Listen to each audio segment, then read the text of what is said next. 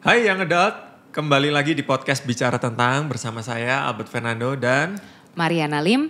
Dan hari ini kita membicarakan sebuah topik yaitu intimacy with God. Dan bicara soal ini kita kedatangan teman bicara yang luar biasa yaitu Ko Julian. Hai Ko Jul. Hai Albert, hai Mariana. Halo Young Adult. Ya, Ko Jul ini dikenal sebagai Ketua Departemen Praise and Worship di GMS Jakarta, Jawa Barat dan Banten. Betul ya? Dan ya, seorang songwriter. So menarik sekali bicara soal intimacy with God, bicara soal tentang keintiman dengan Tuhan, tentang hadirat Tuhan. Ada beberapa quick question dulu nih Ko, sebelum kita bicara lebih lanjut. Yang nanti minta tolong untuk Ko Jul menebak ini tuh mitos atau kebenaran. Nah pertanyaan pertamanya adalah penyembahan itu hanya dapat dilakukan melalui lagu. Itu mitos atau kebenaran Ko? Mitos tentunya. Kenapa mitos Ko? Karena penyembahan tidak selalu tentang urutan verse, chorus, lalu kita harus menyanyikan lagu orang yang diciptakan. Tapi penyembahan itu tentang kehidupan kita atau gaya hidup kita sama Tuhan. Sekalipun seseorang yang nyembah juga, kita bisa melakukan kata-kata firman Tuhan. Yang kadang-kadang itu gak bisa dibilang itu lagu loh. Itu sebuah nyanyian mazmur kepada Tuhan. Dua hal yang berbeda. Dua hal yang berbeda gitu. Jadi gak harus, lagu bikinannya ini baru kita bisa nyembah. Lagu buatannya siapa baru kita bisa nyembah. Enggak juga. Oke. Berarti penyembahan itu tidak hanya dalam bentuk lewat lagu aja. Ya, Oke. Sekalipun kita bisa menyembah menggunakan lagu. dalam lagu. Oke, ternyata itu mitos. Mitos. Pertanyaan yang kedua nih Ko. Penyembahan hanya dapat dilakukan di gereja. Mitos atau kebenaran? Mitos. Kenapa tuh Ko? Kenapa ayo? Nah, karena kan biasanya kita mikirnya ya penyembahan ya ada liturgi yang clear sehingga ya gereja tuh jadi format yang paling pas kan untuk kita tuh worship, nyembah gitu. Kenapa itu jadi mitos Ko? Karena kita semua itu dipanggil untuk menyembah. Nggak mungkin sebagai seorang penyembah selalu memulainya terbatas dalam satu ruang. Penyembahan itu adalah sebuah hubungan personal kita sama Bapa.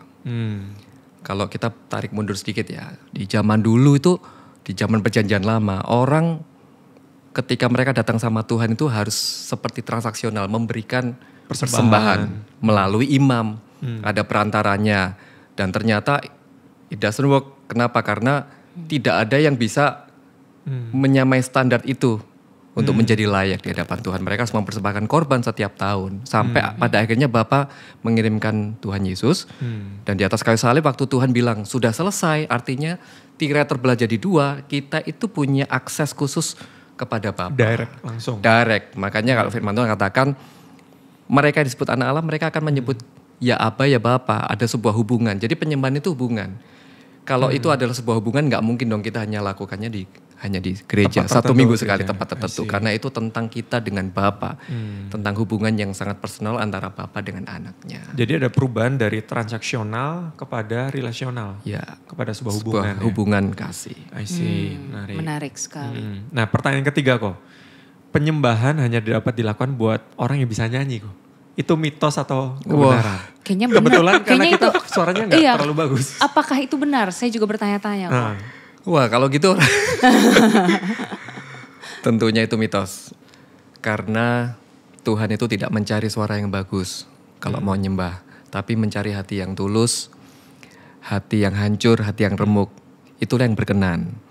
Jadi bukan karena suara emas, tetapi karena hati yang benar, hati yang menyembah. Nah itu yang dicari. Jadi bukan penyembahnya yang punya skill atau kriteria tertentu, tetapi hatinya yang diperhitungkan Tuhan. I see. Nah pertanyaan selanjutnya nih Ko. Penyembahan dapat mengubah hidup orang. Mitos atau kebenaran? Kebenaran. Wah ini menarik nih. Kebenaran. Sebab di dalam penyembahan, saya bayangkan begini. Waktu kita nyembah Tuhan ya, Roh Kudus itu hadir loh di situ. Kenapa? Karena once ketika kita menerima Yesus sebagai Tuhan, itu Roh Kudus gak cuman datang dan pergi. Seharusnya dalam hidup orang percaya Roh Kudus itu tinggal, dwelling. Tinggal di hati orang yang percaya, lalu Roh Kudus itu akan memimpin kepada kebenaran. Dan Roh Kudus itu akan bersaksi tentang kita itu adalah anak-anak Allah. Makanya dalam penyembahan kita kepada Tuhan, Roh Kudus itu juga beserta. Roh Kudus itu digambarkan seperti sungai yang mengalir. Ada ayatnya itu dikatakan barang siapa percaya kepadaku dari dalam hatinya akan mengalir aliran-aliran air hidup. Pernah ya? Pernah dengar ya? Yaitu roh yang akan diberikannya kepada mereka yang percaya kepadaku. Nah, waktu kita nyembah kita tuh bait sucinya. Ya. Waktu kita menyembah Tuhan, Roh Kudus itu juga ada dalam penyembahan kita kepada Tuhan. Roh Kudus itu juga akan membawa memimpin penyembahan kita kepada Tuhan. Dan otomatis di situ juga Roh Kudus itu berkarya, bergerak dalam penyembahan kita kepada Tuhan, dalam hadirat Tuhan yang dinyatakan lewat penyembahan kita. Roh Kudus itu pasti akan mengubah segala sesuatu. Roh Kudus itu juga akan menegur tentang sesuatu, akan mengikis kedagingan, memberikan inspirasi dalam waktu Anda menyembah tiba-tiba habis ini aku mau lakukan ini, tapi itu sesuatu yang mulia. Habis ini aku mau mengampuni ya, aku mau minta maaf deh. Pasti itu terjadi dalam penyembahan kita yang tulus kepada Tuhan. Jadi saya percaya dalam penyembahan kita kepada Tuhan itu bisa mengubahkan kehidupan kita. Jadi itu kebenaran ya kok ya? Kebenaran. I see. Yang kadang kita tuh melihat gini kok, kayak pengen banget bisa menyembah, tapi kemudian ketika masuk ke dalam hadirat Tuhan tuh jadi mikir, nih kisah sendiri sih kok sebenarnya. Jadi kayak seakan-akan ketika aku datang ke hadapan Tuhan, kok rasanya kayak berat ya. Kayak aku harus nyanyi dulu. Ya gak cuma rasa kering gitu, tapi aku harus datang dengan 1 pujian, 2 pujian, 3 pujian, 4 pujian, 1 album lama-lama. Iya lagu lama, lagu cepat kayak ibadah ya gitu. Jadi rasanya kok datang ke hadirat Tuhan berat ya, kayak jangan-jangan karena ingin mengundang hadirat Tuhan. Aku ingin mengundang the manifested presence of God. Jadi hadirat Tuhan yang dinyatakan gitu kan. Aku ingin merasakan itu seperti yang aku rasakan di gereja, ingin aku bawa ke rumah. Ke kamar pribadi aku gitu, suatu hubungan sama Tuhan. Nah ketika aku coba melakukannya, yang sering dikasih tahu adalah ada yuk nyanyiin beberapa lagu, kemudian mulai open worship, yaitu menyembah yang datang dari hati gitu kan. Tapi tuh ya kayak aku bilang, aku bisa lama tuh kok untuk nyanyi. Kenapa ya aku merasa seperti itu? Maksudnya merasa iya, maksudnya kayak seakan-akan gitu jadi ya. kering dan lama sekali. Jadi seakan-akan menyembah itu berat kayak rasanya. Banyak anak tangga yang harus dicapai gitu. Iya, jadi kayak harus ada step by stepnya. Apakah cara aku menyembah itu salah ya kok? Oke, tentang penyembahan sendiri ya. Kalau kita ngerasa jadi liturgis itu juga udah salah sebenarnya. Karena memang di gereja kita perlu ada liturgi. Kalau enggak kan kita pasti liar ya. Enggak tertata. Ya enggak tertata dengan baik. Cuma dalam hubungan pribadi kita dengan Tuhan, yang pertama kalinya itu harusnya kita singkirkan dulu aku harus ngapain. Karena sama Tuhan itu hubungan. Kalau kayak saya punya anak saya kalau mau datang sama saya dia nggak perlu punya cara. Sekalipun memang datang aja. Sekalipun waktu dia datang, kita datang sama Tuhan, ada ayatnya begini, masuklah ke dalam pelataran Tuhan dalam puji-pujian dan ucapan syukur. Pertama-tama kita harus punya rasa syukur dulu. Lalu dengan puji-pujian, sekalipun itu benar ya. Tapi kalau kita sudah punya batasan apa yang harus lakukan, berapa menit begini, berapa menit begitu. Jadi akhirnya itu akan membatasi kita sama Tuhan. Sebenarnya mengalir saja dalam penyembahan kita sama Tuhan. Berarti gak ada pattern khusus ya kok? Sebetulnya ya, kalau dalam konteks kita saat teduh gitu. Iya, dengan kita menyanyikan lagu dulu lalu kita baru menyembah itu akan membantu. Artinya itu hanya sebagai penolong. Tapi dalam kehidupan saya pribadi ya, kadang-kadang saya gak perlu nyanyi lagu kadang-kadang. Kadang-kadang keluar langsung penyembahan kepada Tuhan itu saya ingat sebuah kata-kata tentang Tuhan itu penjaga hidupku, dia tak akan goyah misalkan. Belum dalam bentuk lagu, saya ingat ayat itu, saya mazmurkan aja kepada Tuhan. Saya nyanyikan itu. Kadang-kadang juga cuman hanya dengan kata-kata haleluya, haleluya. Tuhan kau baik. Dan itu ketika saya lantunkan dalam bentuk dalam nada pujian atau sebuah pengakuan ya, itu adalah bentuk penyembahan sama Tuhan. Tapi Tuhan juga bisa bekerja dalam berbagai macam. Waktu kita menyembah dulu dengan lagu, Tuhan pasti juga bekerja. Tapi yang paling penting ya, kita tuh harus datang dengan hati yang haus, itu dulu sih. Kadang kenapa kok kita merasa aku ngelewatin ini kita belum merasa apa-apa, mungkin kita ini gak haus, gak kangen sama hadirat Tuhan itu. Tidak terlalu mengingini. Tetapi seseorang yang mengingini pasti dia akan berusaha menempatkan dirinya untuk Tuhan. Aku tuh rindu. Ya jangan-jangan waktu kenapa aku merasa susah itu mungkin karena aku datang dengan tata cara tadi itu dan SOP. Iya, dan sebagai kewajiban orang Kristen harus saat teduh. Jadi ketika benar-benar menyembah Tuhan, yang aku pikirkan checklist nih, menyanyikan lagu, udah checklist, menaikkan mazmur dari hati, checklist gitu kan. Tapi kok hadirat Tuhan yang nggak ada. Checklist. Oh ya syafaat checklist gitu. Tapi hadirat Tuhan yang nggak ada gitu. Jadi jangan-jangan yang ketinggalan dari semuanya adalah hati belum di checklist. Justru malah itu pintu depannya kok ya. Iya. Jadi kalau misalnya itu terjadi sama, aku kadang merasa jangan-jangan karena aku orang thinking kali ya. Jadi emosinya kadang suka sulit untuk relate. Karena kan sebenarnya kan kalau kita bicara tentang intimasi, sebenarnya kan tuh dari hati ya kan. Dan orang-orang yang logis kadang-kadang memang perlu melogiskan segala sesuatu, memikirkan segala sesuatu, tapi Tatanannya. perasaannya tidak ikut bersama di sana gitu kok.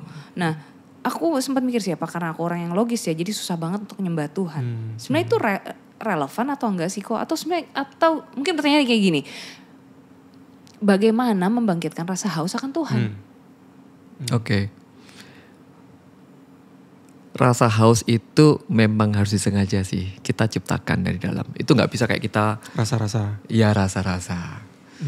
Gitu rasa haus Kadang sama kita Tuhan. ada di posisi yang mungkin lagi suntuk atau lagi frustasi juga gitu sama daily yang kita kerjakan. Nah kadang datang dengan rasa haus atau ucapan syukur tuh jadi sesuatu yang sangat berat kan kok. Iya. Gitu. Nah gimana kita bisa positioning hatinya kita tuh seperti itu? Kita ciptakan atmosfer dalam hati kita dulu deh. Lagi ngalamin gitu, pertama-tama mau ngomong apa dulu sama Tuhan. Gitu. Kadang-kadang kesulitan kita waktu kita nyembah itu adalah kita nggak jujur. Kita nggak ngomong, Tuhan aku tuh lagi gini. Walaupun misalnya kayak tadi misalnya Ruth bilang aku lagi frustasi lagi frustasi. misalnya. Too many problems, Yes. lagi marah gitu. Lalu kita coba nyanyi Memang itu bisa menyembuhkan, tapi ada momen dimana kita bisa nggak rasa apa-apa karena apa? Kita mungkin nggak ngomong dulu. Saya punya cerita ya, ini mungkin bisa jadi apa ya, ilustrasi. Boleh agak deket kok. Oh iya, saya punya anak yang paling gede barusan ujian. Lalu dia itu tiba-tiba di kamar tuh suntuk gitu. Gak kayak biasanya waktu kita pulang kantor happy, tapi ini agak-agak Beda gitu ya. beda moodnya. Kenapa? Waktu saya tanya anak saya namanya Kelin kenapa? Ternyata dia ngomong kalau saya tanya sih ujiannya gimana tadi, karena dia ujian gitu. Terus dia ngomong, nggak tahu Dad, yang ini pelajarannya susah banget, nggak tahu Kelin ini bisa apa nggak ya. Kelin takut remedi, tiba-tiba dia nangis. Okay. Lalu mamanya datang peluk, nggak apa-apa, Cen, kita tetap support. Yang penting Cece nggak sudah lakukan yang terbaik, nggak nyontek, ya kan? Dan lakukan yang terbaik. Iya sih udah lakukan yang terbaik, tapi dia takut.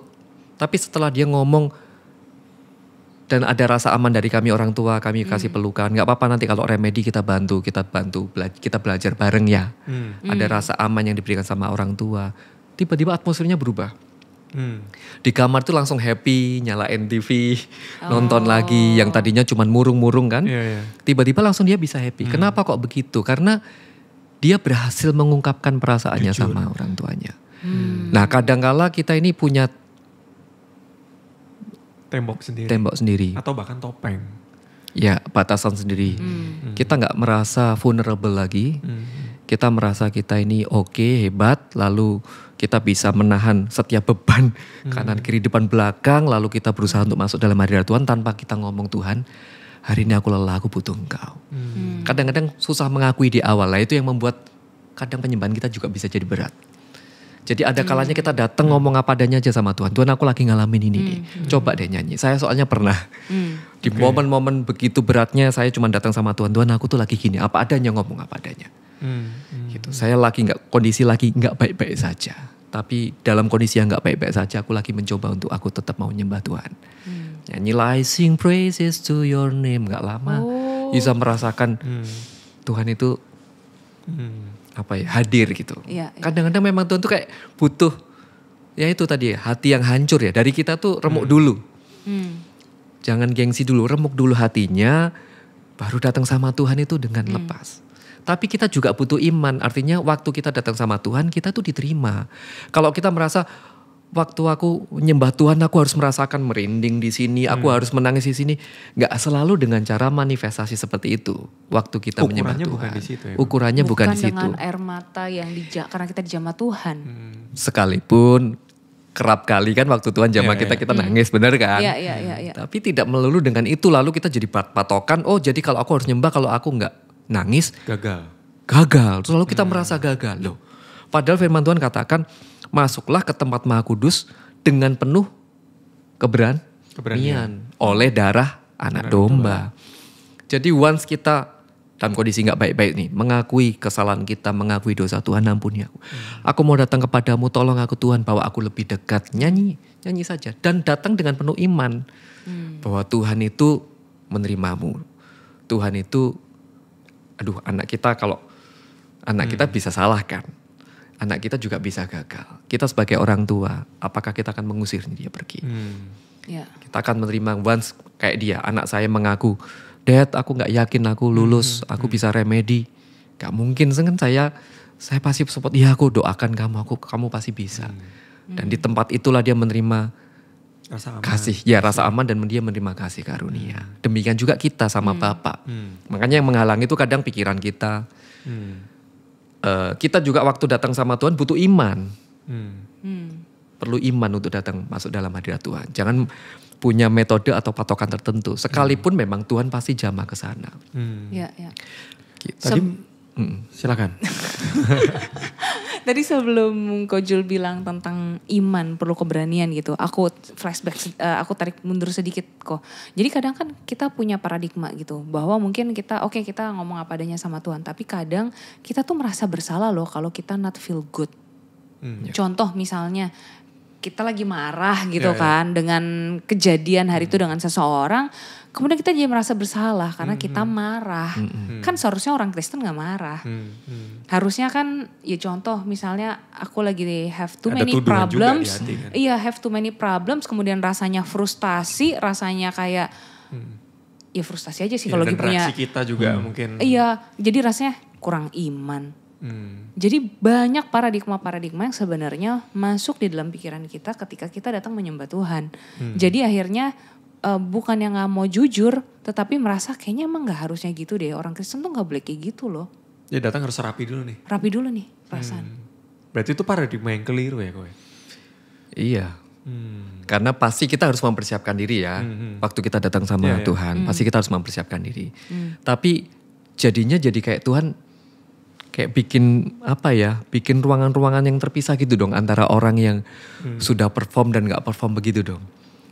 Padahal penerimaan Tuhan itu sempurna dalam hidup kita. Itu sebabnya tadi yang dimention di awal tentang tirai yang udah terbelah.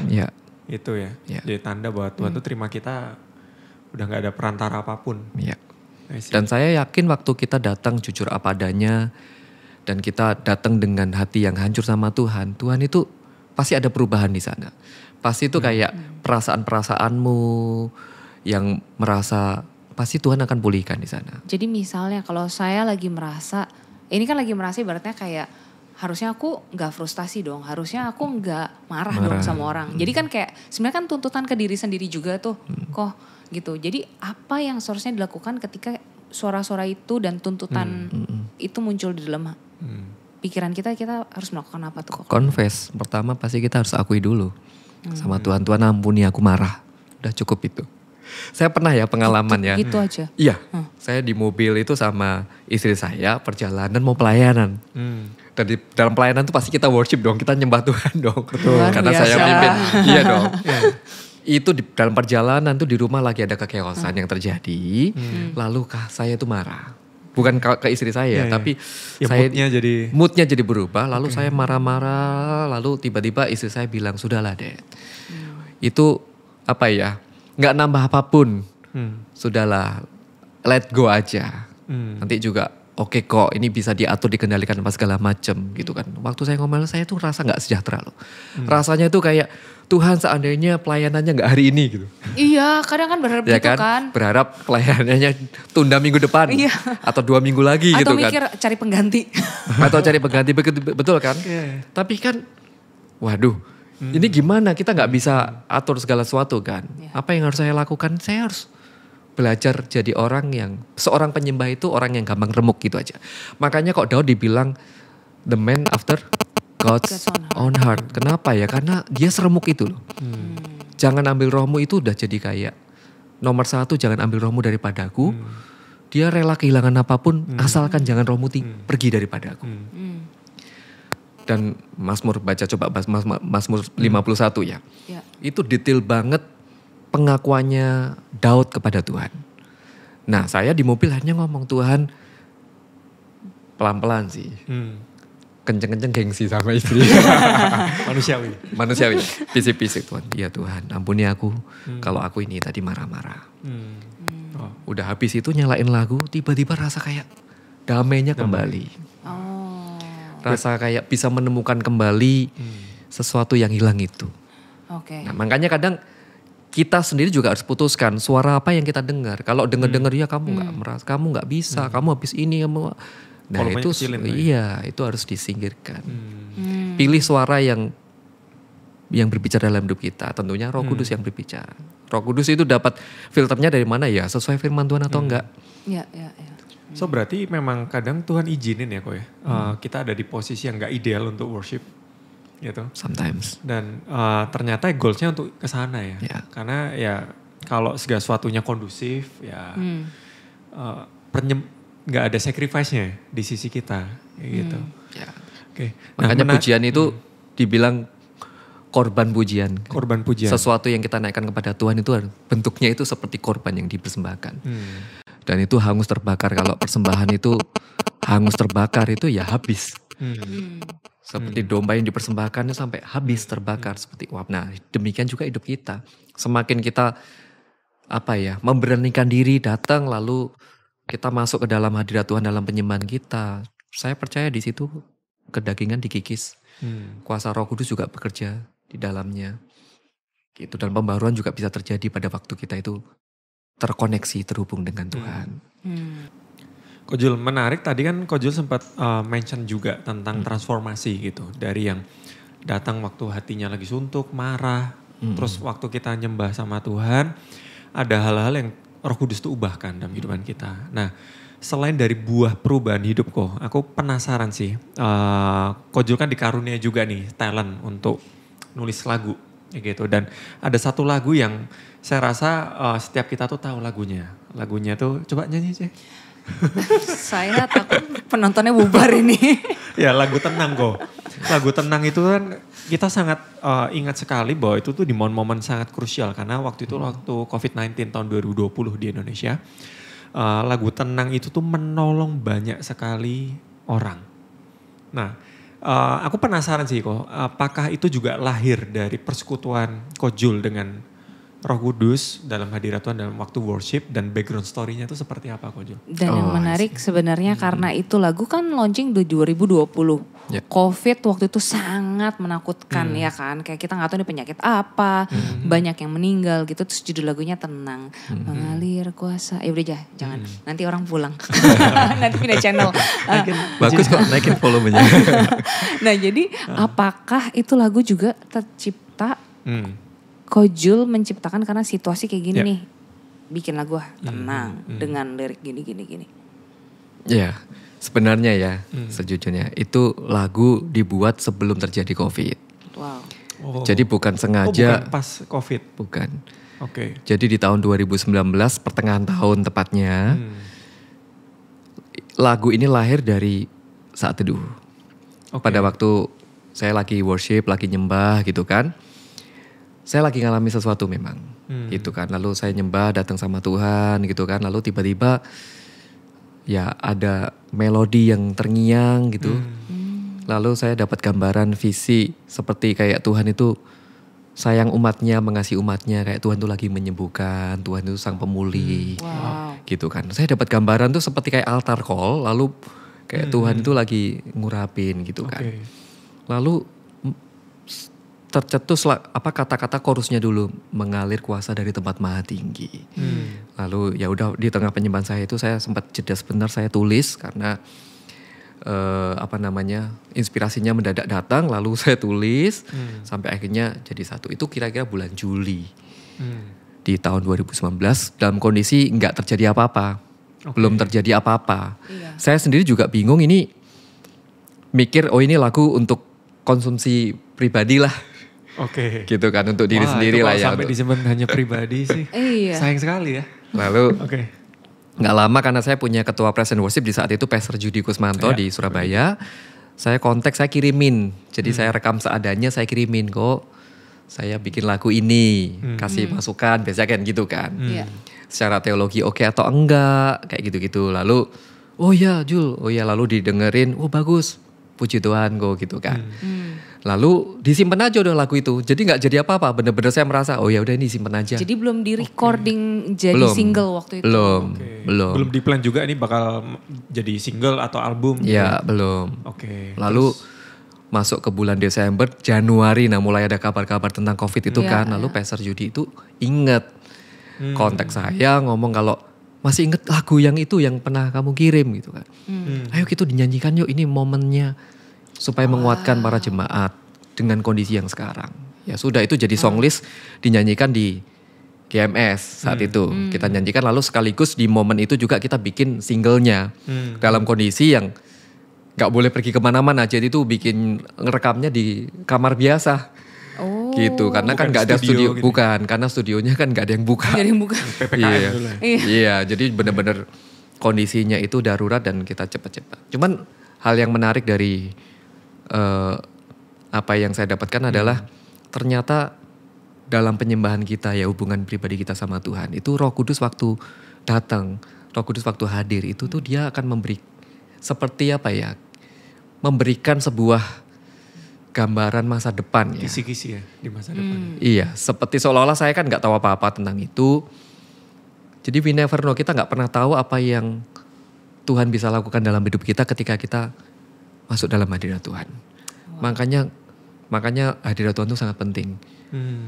Anda masuk dalam penyembahan, suka nyembah Tuhan itu penting, sebab kita tuh nggak pernah tahu ya hasil dari penyembahan pribadi kita sama Tuhan itu bakal dipakai kapan. Iya, ada bisikan-bisikan apa, ada inspirasi apa, sebab Roh Kudus itu selalu mengalir dalam penyembahan kita, ada dalam penyembahan kita. Kok aku penasaran di sisi, kalau di posisinya Ko Jul saat itu kan meng-capture itu menjadi sebuah lagu. Tapi bagi kita yang mungkin bukan musician atau songwriter, bagaimana kita bisa meng-capture bisikan tadi tuh, atau suara Roh Kudus untuk jangan-jangan di kemudian hari ini akan menolong kita atau orang-orang yang dalam persimpangan yang melalui kehidupannya kita. Bagaimana kita dalam penyembahan, kan biasanya fokusnya kita ya udah kita doa untuk personal kehidupannya kita. Ya udah kita quote unquote seperti satu arah Tuhan, list doanya disebutin semua nih. Kayak gitu. Tapi ini kan POV-nya adalah kita tuh mendengar suara Roh Kudus dan di capture. Nah berarti bisa dibilang bahwa saat teduh kita itu bukan satu arah, tetapi kita juga ada porsi untuk kita dengar-dengaran suara Tuhan. Nah bagaimana kita meng-capture itu untuk sesuatu yang bisa dipakai Roh Kudus di kemudian hari gitu Pak? Menurut saya belajar taat sih. Sesimpel waktu kita nyembah lalu Roh Kudus suruh kita ngampuni, langsung. Kadang Roh Kudus datang itu dalam suara yang kecil berbisik di hati, tapi kita suaranya kuat, tenang, tapi kita damai. Jadi kayak seperti mungkin desakan di hati jika untuk melakukan sesuatu. Iya, dorongan sesuatu, tetapi itu sangat alkitabiah tentunya ya. Diuji oleh itu lalu juga kita juga jadi lebih damai. Kita juga merasa ini hal yang baik dan kita juga bertumbuh di dalamnya. Belajar dari taat sekecil apapun itu akan membuat kita dibawa lebih dalam ya tentunya ya. Dan kadang bentuknya remind juga gak sih kok, kadang kalau aku lagi menyembah kadang diingatkan akan sesuatu. Jadi biasanya kalau aku tuh di sebelah ranjang aku tuh ada catatan kok. Notes gitu ya. Notes kayak post-it sebenarnya. Supaya kalau misalnya pas lagi nyembah diingetin sesuatu, ambil kertasnya, catat, menyembah lagi gitu. Kayak gitu kan kok sebenarnya ya. Iya. Ya, kadang-kadang Roh Kudus hadir dalam memberikan inspirasi yang baru kan. Iya. Oke. Nah, itu mengenai inspirasi. Kadang misalnya ya, terutama yang berhubungan dengan kita harus melakukan suatu tindakan di gerakan. Kita tuh bisa ngebedain mana yang sebenarnya ini pikiran aku bukan ya. Suara atau hati. ini suara hati, atau ini Tuhan ya. Gimana kita melatih kepekaan kita tuh kok. Maksudnya ini suara Iya, pikiran. membedakan suara hati sama ini memang benar dari Roh Kudus gitu. Filter yang paling sederhana ya. Yang pertama pasti ada damai sejahtera di hati. Kalau kita jadi makin merasa banyak pembenaran diri, itu untuk ego, untuk kepentingan diri sendiri. Iya. Itu kan berarti mungkin itu suara diri kita sendiri. Tapi kalau itu tentang kita jadi menyerahkan hak kita sama Tuhan, itu tentang kita melepaskan sesuatu, itu tentang kita memberi sesuatu. Lalu firman Tuhan, Alkitab, pasti filternya dari situ. Gitu. Kalau suara diri sendiri udah pasti akan lebih cenderung ke selfish, keinginan kita diri sendiri. Oke, karena waktu itu ada yang bahas sama aku kayak gini. Kadang kita tuh tidak tahu tuntunan Tuhan atau suara hati, terutama misalnya contoh kok kita lagi berdoa untuk, mungkin kalau yang tadi kan lebih untuk hal-hal yang di-remind saat doa gitu. Tapi kadang kita juga memang sedang mendoakan hal-hal yang spesifik, contoh kerjaan yang ini harus aku terima atau enggak ya. Pilihan. Iya, pilihan lah, kita harus membuat pilihan gitu. Jadi kadang tuh kita tahu tuntunan Roh Kudus tuh gimana ya gitu. Itu kadang tuh kan terutama kalau pilihannya yang satu lebih menyenangkan dibanding yang lain. Betul. Nah itu kadang sulit tuh gitu. Jadi kadang aku sempat ditanya gitu, gimana ya kita bisa benar-benar mengenali terutama ketika harus membuat pilihan itu. Mungkin kalau desakan yang harus mengampuni, oke itu clear banget. Bahwa jelas ini adalah surat Ini Tuhan. dua-duanya sama-sama baik mungkin. Sama-sama baik kok gitu. Ada pengalaman kojul gak yang kayak gitu? Gimana ya kita bisa mengenali ketika Roh Kudus? Iya, misalkan ada dua ya, ini sama-sama oke, tapi kadang-kadang yang mana gitu ya, kita kan bisa ada di persimpangan itu ya. Iya. Biasanya apa ya, kita jalanin dulu deh. Kita belajar taat dulu satu misalkan. Coba di dalam situ tuh pasti ada konfirmasi. Kalau Roh Kudus yang bicara, pasti akan terkonfirmasi melalui keadaan, melalui sekitar, melalui orang-orang yang ada di sekelilingnya kita. Bisa mengkonfirmasi melalui apapun, bahkan lewat lagu, bahkan lewat khotbah. Iya. Gitu. Tapi kadang yang jadi sulit tuh kalau posisi hati kita nih sedikit bebal nih kok. Jadi udah tahu nih ada konfirmasinya, yang ini udah tutup pintu nih harusnya. Tapi kita kadang ngeyel, dalam artian kayak caraku lebih benar. Bagaimana kita melatih melepas kehendaknya kita nih kok dalam konteks keintiman sama Tuhan gitu. Nah. Ini saya ingat ya satu cerita di Alkitab itu seorang yang namanya Yeskiel, Nabi Yeskiel. Di kitab Yeskiel itu tertulis ada nubuatan tentang Roh Kudus ketika ada sungai yang mengalir dari bawah ambang pintu Bait Suci. Bait Suci, oke.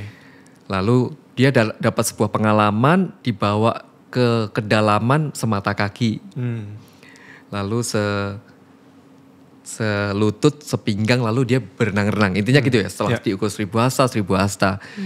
Nah, saya mempelajari bahwa setiap kedalaman itu akan membawa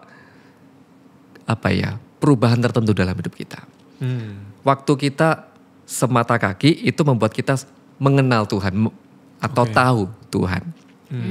Oh, Tuhan itu penyelamat, penjaga hidupku. Oh, Tuhan itu yang menyembuhkan. Waktu sampai ke selutut, kita itu lutut gunanya untuk berlutut kan. Ya. Itu lebih menggambarkan surrender kan.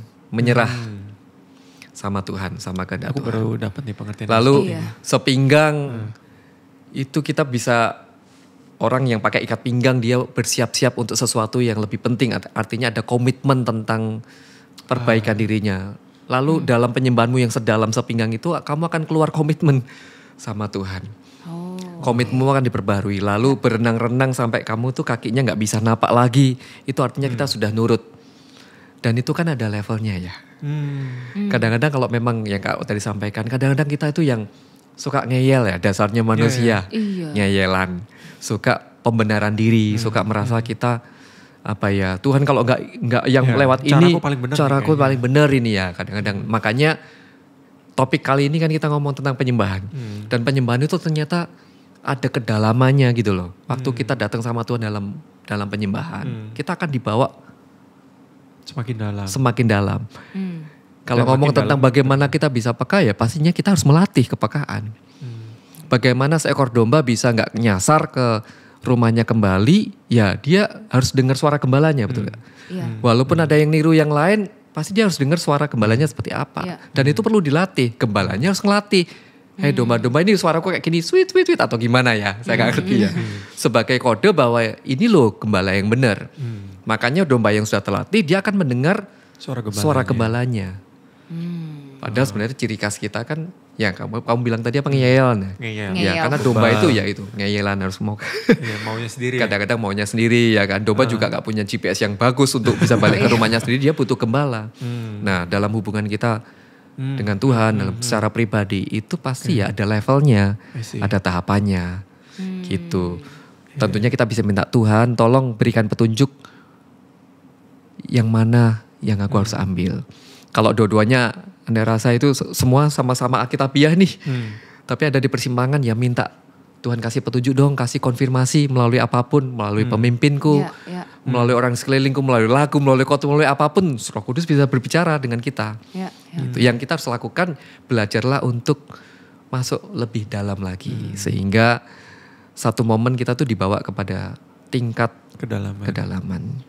Berarti menarik sih, dari ceritanya Ko Jul ini, dari firman yang disampaikan juga, memang nature-nya manusia itu kan lawan arusnya Tuhan ya. Iya. Bebal dan sebagainya, dari cerita bangsa Israel kita juga tahu gitu. Tetapi ternyata ujung dari intimacy with God, penyembahan adalah meletakkan kehendak pribadi. Gitu. Perasaan, kehendak pribadi, agenda pribadi. Iya, dan tadi bagus banget tuh dari mata kaki, lutut. Betul. Dan itu ada arti-artinya tadi. Mata kaki adalah pengenalan akan Tuhan, kemudian lutut surrender, kemudian pinggang itu komitmen. Baru setelah itu ya udah. Yang berarti kalau yang terdalam itu kita berarti mengalir bersama dengan Roh Kudus, pimpinan kehendak Tuhan. Ya.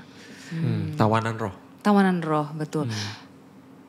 Apakah dengan kita menjadi tawanan roh, namanya tawanan ya kok ya kan gak enak ya. Apakah menjadi tawanan roh berarti kita melepaskan kesenangan-kesenangan kita?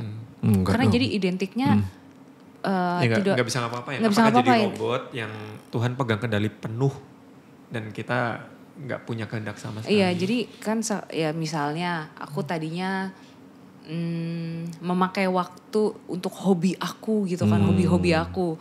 Terus ketika tahu kehendak Tuhan dan kita memang ada inspirasi yang muncul, kita perlu mulai ngambil pelayanan misalnya gitu kan.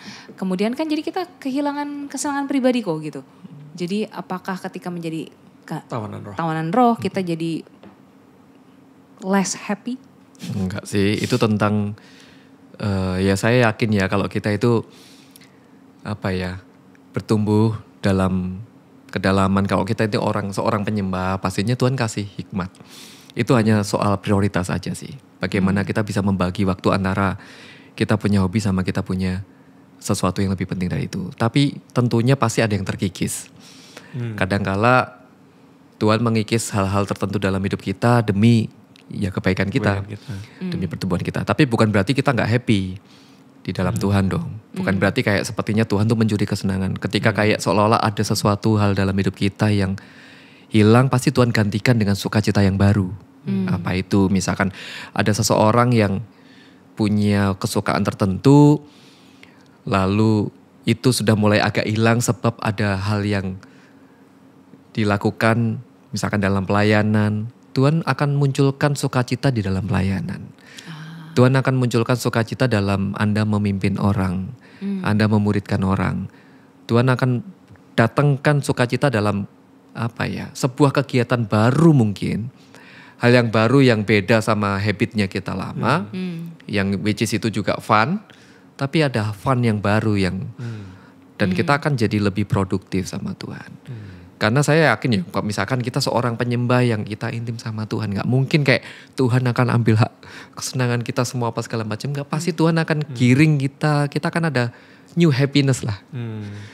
Bagaimana kayak misalkan contoh, saya dalam kedalaman ketika saya menyembah Tuhan, tiba-tiba Roh Kudus inspirasikan satu lagu, Tuhan titipkan satu lagu, itu pun apa yang jadi sukacita saya bukan karena populernya atau ini lagunya jadi enggak, tapi karena ngelihat banyak kesaksian yang muncul daripada orang-orang yang diberkati, itu kan lebih penting, lebih happy daripada saya jadi an artist. Pada waktu kita nyembah Tuhan seharusnya malah sisi-sisi selebritis itu sisi-sisi ketenaran dan sebagainya. itu pasti hilang. Pasti kayak sesuatu itu hal yang dikikis dalam hadirat Tuhan tuh kayak itu mungkin akan dihilangkan, tapi bukan berarti saya nggak happy loh. Bukan berarti tidak ada sukacita yang saya nikmati. Fulfillmentnya agak berbeda gitu ya. Saya agak belibet jelasinnya. Fulfillmentnya baru lah. Kepenuhannya baru. Sukacitanya itu baru. Gitu. Jadi wah, waktu aku nanti semakin intim dengan Tuhan takut kehilangan, ya salah besar sih kalau kayak gitu. Waktu anak saya dekat sama saya mendekat gitu, nggak membangun tembok, nggak mungkin dong, ngerti kan, dia akan kehilangan sukacita. Justru saya akan menghadirkan sukacita yang malah malah lebih dari apa yang dia bayangkan. Saya seorang bapak yang akan kasih surprise yang lebih istimewa. Gitu. Jadi jangan-jangan ketika ada orang berpikir, oh aku dekat sama Tuhan, I will be less happy atau kehilangan sesuatu. Jangan-jangan paradigma dia tentang Tuhan juga salah. Paradigmanya tentang Tuhan jangan-jangan berpikir sebagai Tuhan yang menuntut, mengambil, pengekang gitu kan. Karena kan kenyataannya Tuhan mau memberi, dan bahkan kalau aku ada satu ayat yang membekas di hati banget, kalau anaknya sendiri saja tidak ia sayangkan, ya kan. Jadi masa ia tidak memberi kepada kita gitu, dan untuk hal-hal yang lainnya, oh anaknya aja dikasih kok gitu kan. Itu membekas banget sih. Jadi kadang yang menjadi halangan kita adalah kita tuh punya persepsi sendiri Tuhan seperti apa, dan kemudian persepsi itu mendekam di dalam kepala kita dan menghalangi keintiman kita sama Tuhan. Aku tuh pengen nyontek kata-kata Kojul tadi. Kita tuh menyembah karena kita tahu siapa Tuhan. Ya, siapa Tuhan. Bukan karena apa yang bisa Tuhan lakukan dalam hidupmu, tapi karena siapa pribadi dia. Iya, karena kita sering banget ketika kita menyembah Tuhan, yang kita pikirkan sebenarnya kan meminta ya. Minta. Sih? Atau lagi kondisinya lagi baik-baik. Iya. Lagi bisnisnya lagi oke, kerjaan lagi oke, lagi kondisi bersyukur, menyembah kita Tuhan. gampang banget nyembahnya. Mudah sekali. Padahal waktu kita Iya. waktu kita nyembah itu apa yang kita pikirkan pertama kali itu adalah karena karena siapa yang kita sembah, karena pribadi yang layak kita sembah memang. Bukan karena apa yang Tuhan bisa perbuat dalam hidupku. Sekalipun Tuhan pasti melakukan sesuatu dalam hidupku. Sekalipun Tuhan pasti akan berkati, Tuhan pasti tolong. Tapi waktu kita datang sama Tuhan pertama-tama karena pribadi dia. Mengenai pribadi kok ini,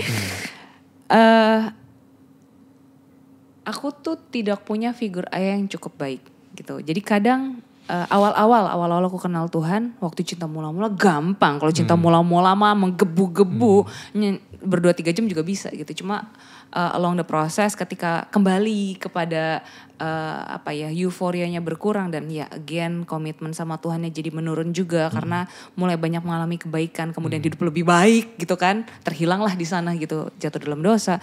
Jadi ketika mau kembali lagi ke Tuhan, kadang si persepsi yang lama tentang figur ayah itu jadi melekat juga gak sih bagaimana kita melihat Tuhan gitu. Jadi seakan-akan kalau aku kan gak punya hubungan.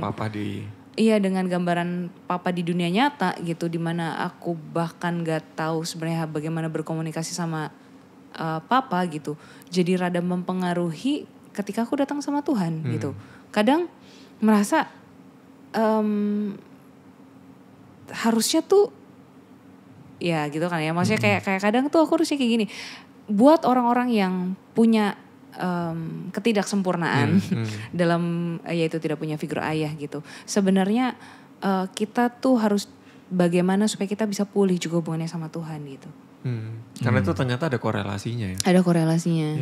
Ya, hubungan dengan Bapak itu Bapak di surga ya. Iya. Ya Bapak kan harus digambarkan lebih dari Bapak kita di dunia. Itu mindset pertamanya ya kok. Itu mindset pertamanya. Jadi jangan pernah menyamakan Bapak kita di dunia dengan Bapak kita di surga.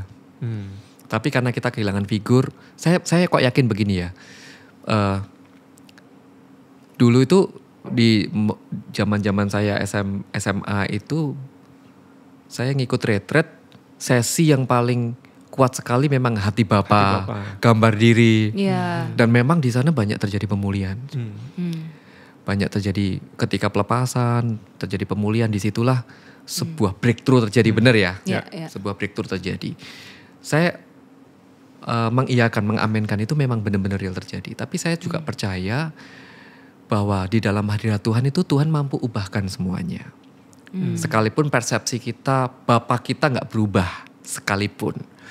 Sekalipun kita sudah dipulihkan, ya kita mengampuni atau kita sudah melepaskan pengampunan kita, yaitu harus tindakan itu harus ada ya dari sisi kita. Tapi seandainya dari sisi secara mata duniawi Papa gak berubah, saya yakin dalam hadirat Tuhan itu akan ada sebuah breakthrough yang berbeda. Artinya gambaran Bapak itu akan kita terima. Kita gak bisa menuntut Papa kita baik dulu baru kita punya hubungan dengan Bapak dong. Iya dong.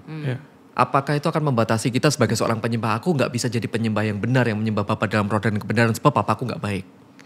Apakah itu jadi batasan yang membatasi langkah seorang Kristen percaya untuk jadi penyembah karena kondisi dunia? Kan gak bisa gitu. Hidup kita sama hubungan kita dengan Bapa itu sangat personal. Dan sangat emosional yang sangat sehat gitu loh.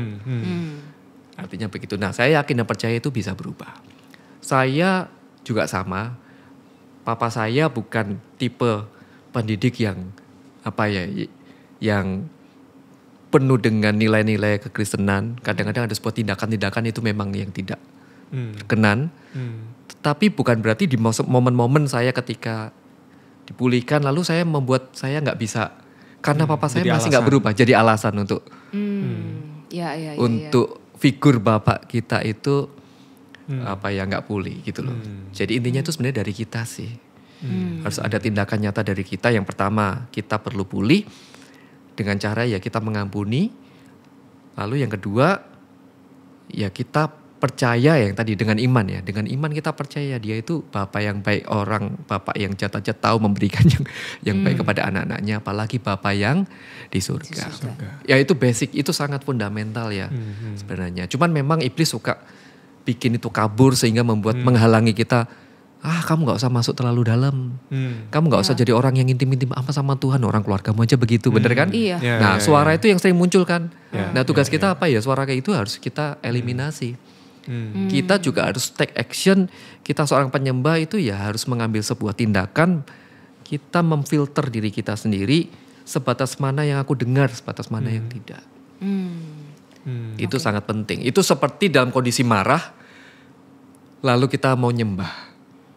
Dalam kondisi di jalan, diselip orang, mau kecelakaan gitu misalkan, ini orang nyalain kita, lalu kita mau pelayanan. Kita bisa marah kan, tapi keputusan apa yang kita ambil. Nah itu yang menentukan langkah berikutnya kita dalam intimacy with God. Itu ngaruh sih. Ya itu ternyata penting. Sama seperti tadi kita menyaring, kita pengen tahu suara Tuhan tuh kayak gimana sih membedakannya dengan suara hati. Loh ini juga sama, suara intimidasi dan persepsi-persepsi yang salah. Kita juga harus bisa menyaring ya. Jangan sampai kita cuma berusaha untuk mengenali suara Tuhan tapi juga suara bahkan yang bukan yang benar, noise dari dunia itu kita juga harus bisa saring untuk datang ke hadapan Tuhan. Ko Jul, ini gak terasa banget aku merasa kayaknya ada yang salah sama jamnya gitu ternyata. Cepet banget baru biasanya. 5 menit ya. Iya gitu. Kalau misalnya Ko Jul bicara ke young adults yang dengerin podcast ini, mereka yang struggle untuk datang ke hadirat Tuhan, mereka yang dan mereka yang ingin lebih intim sama Tuhan gitu. Ada masukan apa yang Kojul bisa kasih ke teman-teman kita? Oke. Lihatnya mana dia? Lihatnya sini aja ya. Boleh. Jadi seorang penyembah itu privilege sih.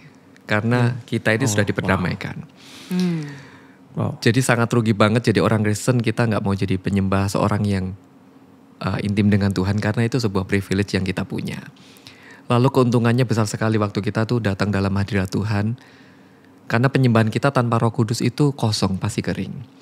Dengan adanya Roh Kudus hadir dalam penyembahan kita itu akan mengubah banyak hal dalam hidup kita. Kita tuh pasti disegarkan, kita dipulihkan. Ada inspirasi dalam penyembahan. Nah, kalau teman-teman kesulitan memulai, langkah pertama apa? Ya mulailah. Hal yang paling simpel seperti ini ya. Saya gak pinter nyanyi. Ya, fales nih. Fales nih ya. Lirik kebalik-balik nih lagu ini sama di mix. Ya paling gampang latihlah diri kita untuk di rumah kan ada HP bisa nyalain musik lewat streaming. Bluetooth speaker atau lewat TV, musik streaming, bukan platform apapun, nyalain dan nyembahlah barengin, nyembah bareng. Kalau bisa Nggak main apa musik tuh ya, puji Bro, Tuhan. Kenapa? Pakai streaming itu it's okay. It's okay. Oke. It's okay. Dan belajarlah untuk mengikuti nyanyinya, lalu habis itu naikkan syukur sama Tuhan. Kata-kata yang paling sederhana, sesimpel, senatural apapun. Oke. Jangan terlalu berpikir, Kata-kata aku bisa puitis. gak kata-kata puitis seperti worship leader kemarin Minggu sore. Iya, Berat sekali. harus sama dengan worship leader di gereja ya. Nah itu kan jadi kita pikir jadi kayak terlalu jauh gitu. Kayak kita sama Bapak kan jadi kayak jaim banget sih. Iya. Natural aja apa adanya. Bahkan Ya. dalam kondisi Tuhan, kondisiku lagi nggak oke, tapi aku mau masuk Tuhan supaya aku ini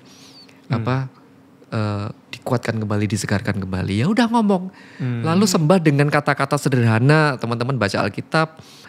Ya udah baca itu apa? Kasih setiamu tidak pernah selalu baru setiap pagi. Atau Tuhanlah yang mengangkat aku pada saat aku goyah, Tuhanlah yang menjaga tanganku, Tuhanlah yang memimpin jalanku atau apa. Terima kasih Tuhan atau ucapan syukur apapun itu. Dan selalu harus dimulai.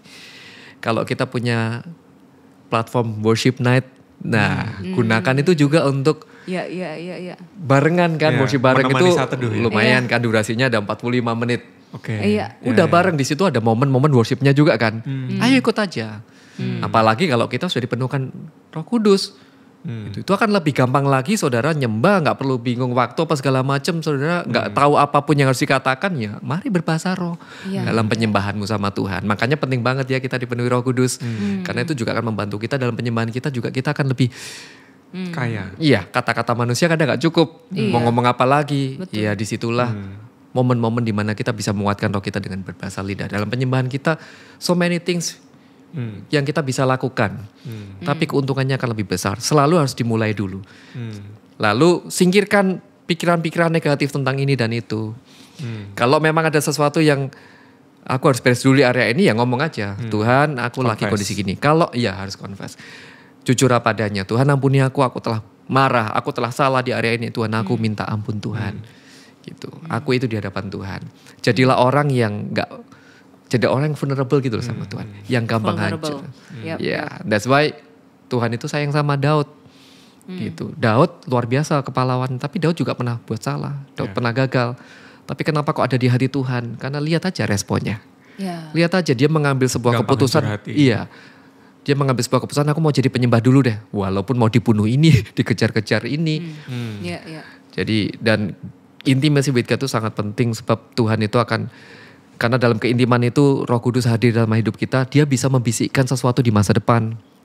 Kadang-kala waktu Anda nyembah tiba-tiba ada bisikan-bisikan sesuatu, terema sesuatu tentang sesuatu di depan, supaya kita bisa berawas-awas, berjaga-jaga atau apapun itu. Wow, luar biasa. Jadi teman-teman, kalau dari kata-kata Kojul, kita sesimpel dengan memulai aja. Mulai aja. Jadi dari hari ini teman-teman yang mau punya intimacy with God, sesimpel dengan yuk kita ambil waktu. Bahkan kalian setelah dengerin podcast ini, langsung menyembah Jangan lupa Tuhan. sticky notes juga. Oh iya sticky notes ya, kalau Tuhan berbicara kita langsung gampang nulis gitu kan. Sesimpel yuk mulai setiap hari lakukan itu mau di pagi, di malam hari, di waktu yang spesial loh, yang kalian spesial dalam arti kalian dedicate memang waktu tersebut untuk menyembah Tuhan. Oke. Kita berharap mulai dari saat ini teman-teman yang Eldats gak cuma berhasil di marketplace tapi menjadi orang-orang yang punya kedalaman sama Tuhan. Amin. Yes. Sampai jumpa di episode selanjutnya. Bye bye. God bless you. God bless you. Bye-bye. God bless you.